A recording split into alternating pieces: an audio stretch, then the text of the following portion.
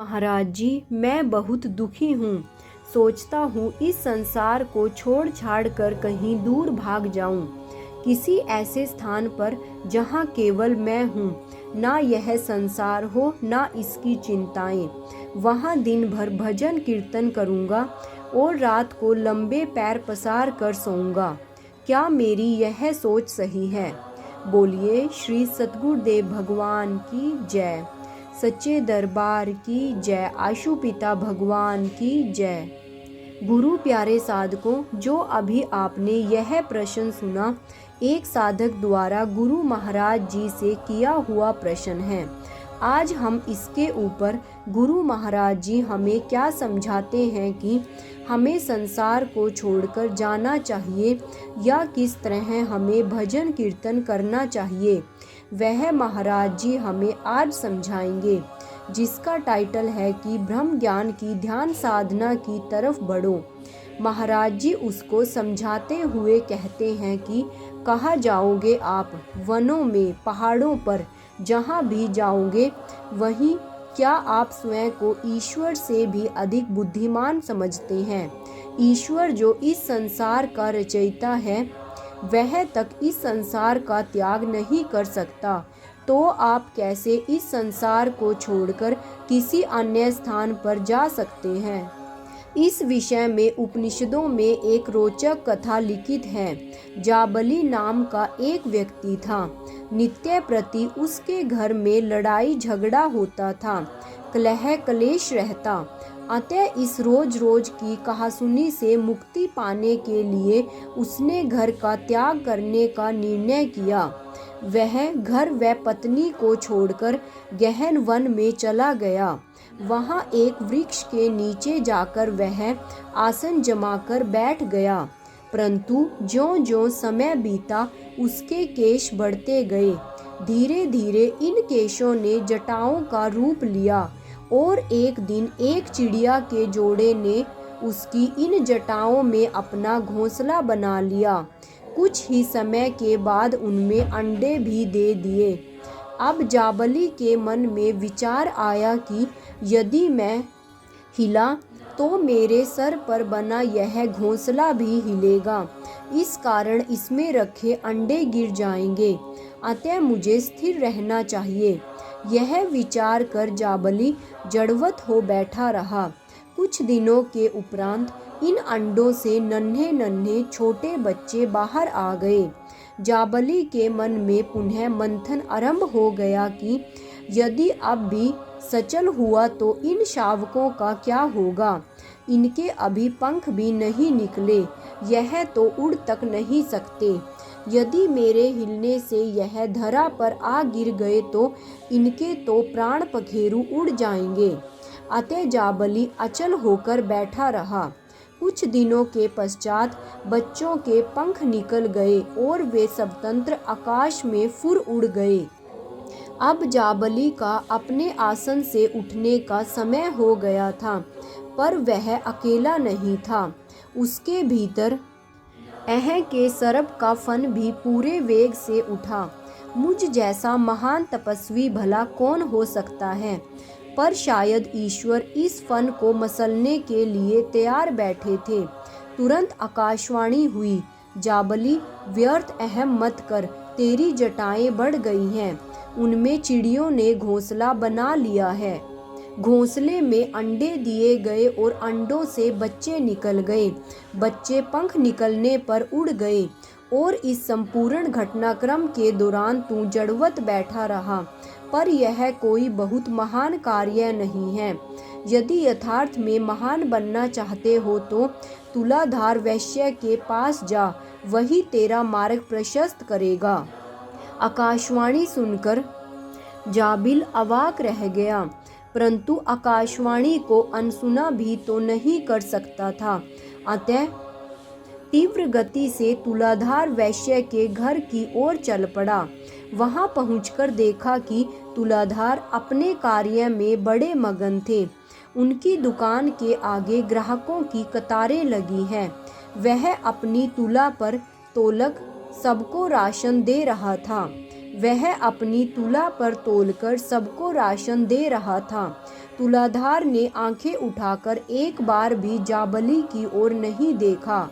जाबली क्रोध से तिमतिमाता हुआ कहने लगा, यह साधारण सा तुलाधार और कहाँ मैं एक तपस्वी, यह नहीं जानता कि मुझे अनदेखा कर यह कितना बड़ा घोर अपराध कर रहा है। जाबली रोषपूर्ण विचारों में हिचकोले लेता रहा। अतः शाम हो गई। सारा कार्य पूर्ण कर तुलाधार ने जाबली पर दृष्टिपात किया। बोला, जाबली, तेरी जटाओं में चिड़िया ने अंडे दिए, अंडों से बच्चे निकले, पंखों के बच्चों के पंख निकले, फिर वे फुट से उड़ गए। तू इस लंबे काल तक अचल रहा, इस बात का अहं है ना तुझे? जाबली आश्चर्यचकित रह गया। इसे कैसे पता? मैं तो वहाँ नितांत अकेला था। तुलाधार ने जाबली के मन को पढ़ते हुए कहा कि विस्मित मत हो, मैं सब जानता हूँ। तुमने घर और स्त्री का त्याग कर दिया, वनों में घोर तपस्या की, पर विचार करो, सब कुछ खोकर भी तुमने प्राप्त क्या किया? तुम्हारी उपलब्धि क्या है? मात्र अहंकार। जाबली, देखो, मेरे तराजू की ओर देखो, कितना संतुलित है यह।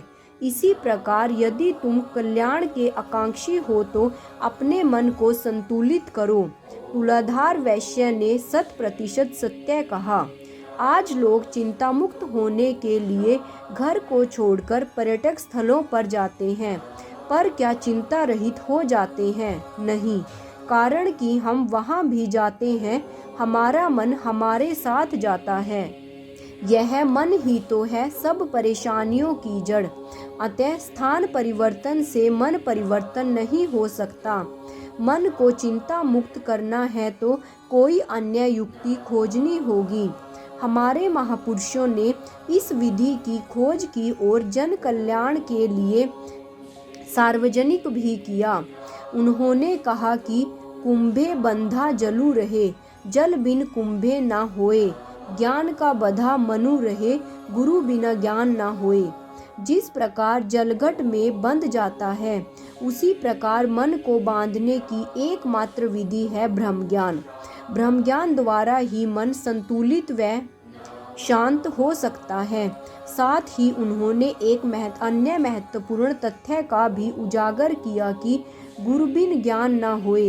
यह ज्ञान गुरु के बिना संभव नहीं है। अतः यदि आप कल्याण चाहते हैं तो एक ब्रह्म ज्ञान प्रदत्त सतगुरु की शरणागति होकर उनसे ज्ञान प्राप्त करें और अभ्यासरत रहें। संसार का त्याग करने से कुछ नहीं, ब्रह्म ज्ञान की साधना ही आपके जीवन को आनंदमय बना सकती है। गुरु प्यारे साधकों, महाराज जी ने कितना अच्छा समझाया कि अगर आप भक्ति मार्ग पर चलना चाहते हैं तो घर छोड़ने की जरूरत नहीं है, कुछ भी त्याग करने की जरूरत नहीं है। बस अपने मन को प्रभु में स्थिर करो। जो महाराज जी ने ब्रह्म ज्ञान दिया उसकी ध्यान साधना अच्छे से करो तो आपका जीवन भी सफल बन जाएगा। पर हम घर रहते हुए भी उस ब्रह्म ज्ञान की साधना करें तो इतना विश्वास तो बनाएं। हम एक और व्यक्ति गुरु महाराज जी से प्रश्न करता है कि गुरु महाराज जी, एक पंडित ने मुझे घर में महामृत्युंजय पाठ कराने का परामर्श दिया है। उनके अनुसार इस मंत्र जाप को करने से सभी रोग कष्ट दूर हो जाते हैं। इस विषय में आपका क्या मंतव्य है? कृपया स्पष्ट करें। तो महाराज जी उसको समझाते हुए कहते हैं कि महामृत्युंजय अर्थात मृत्यु पर विजय। अब मृत्यु पर विजय कब हो सकती है? तभी जब मृत्यु ही न आए। परंतु वास्तविकता तो यह है कि जन्म व मृत्यु ऐसे हैं, अर्थात एक दूसरे से जुड़े हुए हैं। यदि जन्म है तो मृत्यु भी अवश्य ही है, और मृत्यु पर विजय प्राप्त करने के लिए जन्म पर विजय पानी होगी। मतलब कि जन्म मृत्यु के चक्कर से ऊपर उठना होगा, मुक्ति की प्राप्ति करनी होगी। अब आप पूछोगे कि मुक्ति किस प्रकार संभव है? तो इस प्रश्न का उत्तर हमारे सभी शास्त्र ग्रंथों ने संवेद स्वर में दिया है कि यत्र ज्ञान मुक्ति अर्थात ब्रह्म ज्ञान के बिना मुक्ति नहीं हो सकती। यदि आप मुक्ति के आकांक्षी हैं तो किसी तत्ववेता सतगुरु की शरण में जाएं, उनसे ब्रह्म ज्ञान की याचना करें। जब आपको ब्रह्म ज्ञान में दीक्षित करेंगे तो आपने अपने अंतः में ही प्रभु का साक्षात्कार कर पाएंगे, अलौकिक अनुभवों का दर्शन कर सकेंगे। उसके उपरांत नियमित साधना व सुमिरन द्वारा आप मुक्ति की इस परम अवस्था को प्राप्त कर सकेंगे जो अत्यंत दुर्लभ है। अतः हमारा तो यही परामर्श है कि आप किसी जाप की ओर नहीं अपितु ध्यान साधना की ओर अग्रसर हो। गुरु प्यारे साधकों, महाराज जी यहाँ हमें किसी मंत्र उच्चारण का खंडन नहीं करते हैं। गुरु महाराज जी, क्योंकि आपने देखा होगा कि संस्थान के अंदर भी हमारे यज्ञ चलते हैं, प्रयोगशाला चलती है, पर महाराज जी अपने शिष्यों को हमेशा यही समझाते हैं, उनको ध्यान साधना की ओर अग्रसर करते हैं। गुरु महाराज जी की आप ध्यान साधना जरूर करें। अगर आपको इनसे ऊपर उठना है, आपको आडंबर से ऊपर उठना है, महाराज जी कभी अपने भक्तों को आडंबर में नहीं उड़ेलते। बस हमें गुरु महाराज जी की आज्ञा में चले चलना है। जैसे वह कह रहे हैं वैसे करना चाहिए, क्योंकि गुरु महाराज जी मंत्र उच्चारण के खिलाफ नहीं है, पर गुरु हमें सही दृष्टि भी देते हैं। गुरु हमें एक विवेक बुद्धि भी देते हैं। अगर उन्होंने कुछ कहा तो इसके पीछे भी एक कारण होगा कि शायद बाहर लोग हमसे कुछ कहें, हमारा जीवन कितना कुछ हमसे ठगना चाहते हैं। तो गुरु महाराज जी उन चीज़ों के प्रति हमें अवेयर करते हैं, हमें जागरूक करते हैं। हम समाज में रहकर भी इसके प्रति हमारा दृष्टिकोण सही रहे कि क्या फला व्यक्ति हमसे क्या चाहता है, कि वो महाराज जी हमें इससे दूर कर रहे हैं। इन्हीं शब्दों के साथ मैं आज के इस अनुभव को यहीं समाप्त करती हूँ, इस प्रश्नों की श्रृंखला को यहीं समाप्त करती हूँ। मिलते हैं कल फिर एक नई श्रृंखला, नए अनुभव को लेकर, जो आपके जीवन में नई सीख देगा और आपको गुरु महाराज जी के प्रति आपका समर्पण बढ़ाएगा। तो मैं आज के अनुभव की श्रृंखला को यहीं समाप्त करती हूँ।